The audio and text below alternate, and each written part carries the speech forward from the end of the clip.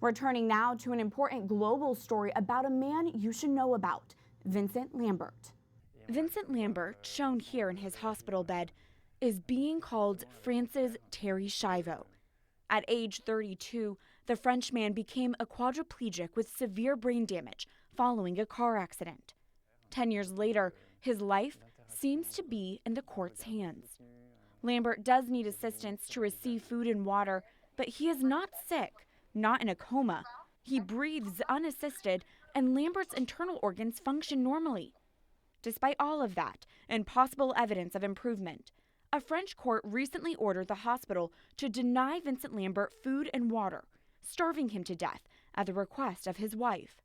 It's not the first euthanasia attempt on Vincent's life. In 2013, doctors tried to remove food and water, but were stopped when his parents sued the hospital and won.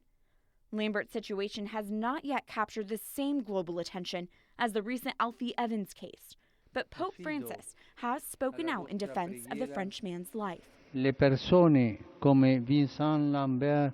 And there are new indications of hope for the Lamberts.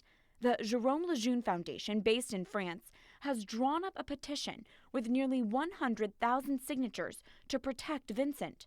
And in late April, a court ruled a panel of 3 medical experts should examine the case and either confirm or cancel the hospital's decision to remove Vincent Lambert's food and water. Bobby Schindler is the brother of the late Terri Schiavo and president of the Terri Schiavo Life and Hope Network, and Tom Shakely is executive director of the group. Thank you both for being here for this important story. Sure. Bobby, Vincent is being called France's Terri Schiavo. How does his case compare to that of your sister's? Well, the similarities are striking. Vincent sustained a brain injury and was being cared for by his spouse, and wasn't needing any type of extraordinary care, so to speak. He was being sustained by a feeding tube. He had difficulty swallowing because of his brain injury.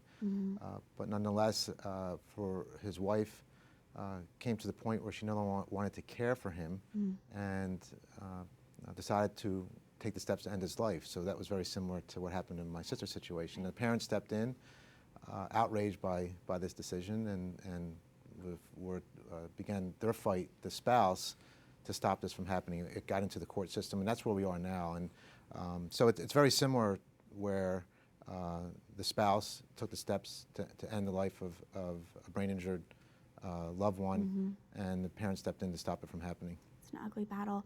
Tom, can you update us? What are the latest developments in this case that we should know about? Sure. So everyone had sort of thought that there was no more hope for Vincent. You know, his case has not received the same publicity on an international level as others have. Certainly Terri's yet, for instance.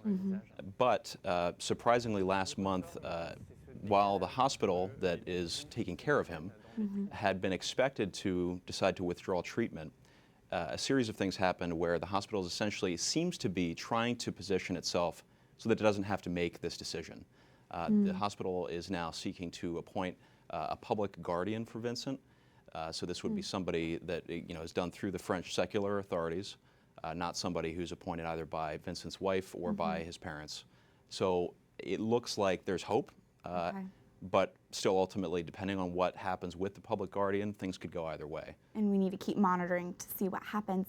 You know, I was reading more on this case, on the Vincent Lambert case, and there were some articles saying he's on life support, but that's not right, right? What are the biggest misconceptions facing this case? Well, we don't recognize food and hydration administered by a feeding tube as anything extraordinary or medical treatment. This is just proper care. Right. So, and it existed in my sister's situation, this confusion about how she was being sustained.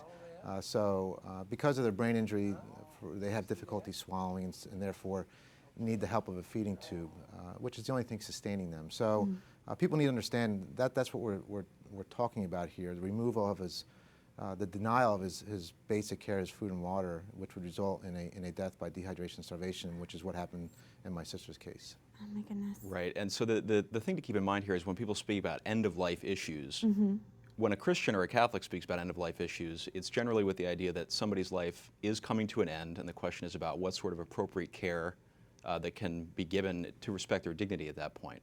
So it's life-affirming. Right.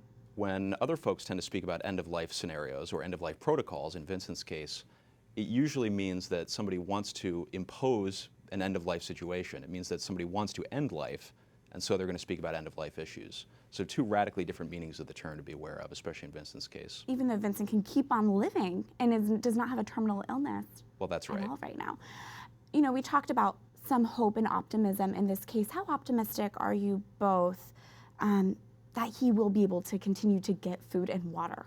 Well, he's being evaluated right now by brain injury experts and doctors, and just seeing the videos of Vincent and the way he's responsive to his parents in particular, I think they're going to see, and the parents believe that, and doctors have gone on record with the court to say that he can be helped with rehabilitation. So, you know, we're hopeful that the experts will come back and validate what the parents have been saying, right, and doctors have been saying, that he is a candidate for rehabilitation, and the court will allow him to receive that real rehabilitation that he needs, rather than being warehoused in a facility and not being properly cared for.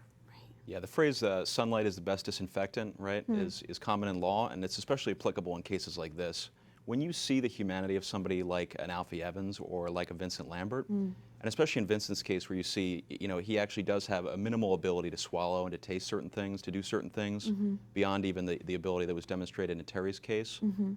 It's incredibly difficult to look at Vincent, look him in the eyes, so to speak, and to say that this is a man who's dying or this is a man who doesn't deserve basic care. You know, Bobby, it's been 13 years now since your sister, Terri Schiavo's death. Since then, have we seen more cases like Terry's and Vincent's? Are these becoming more and more common, or are we just paying more attention to it? Oh, I think undoubtedly.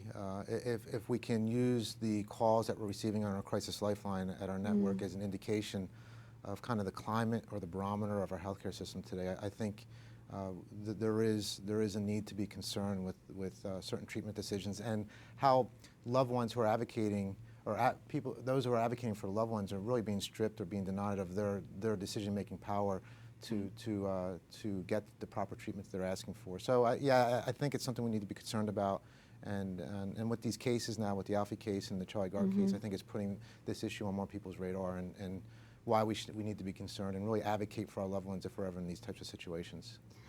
Absolutely. And just finally, for our viewers who maybe they're dealing with a confusing healthcare case of their own, how can they find out about your work and how to get in touch with you all? Sure. So our main work is through our crisis lifeline. And so if you go to lifeandhope.com, you can find out all about that, ranging from patient and family advocacy to emotional, spiritual guidance, ethical guidance, et cetera. Excellent. We'll be sure to put that information on the screen for our viewers. Bobby Schindler, Tom Shakely, thank you both for being here with us. That's our pleasure. Thank you.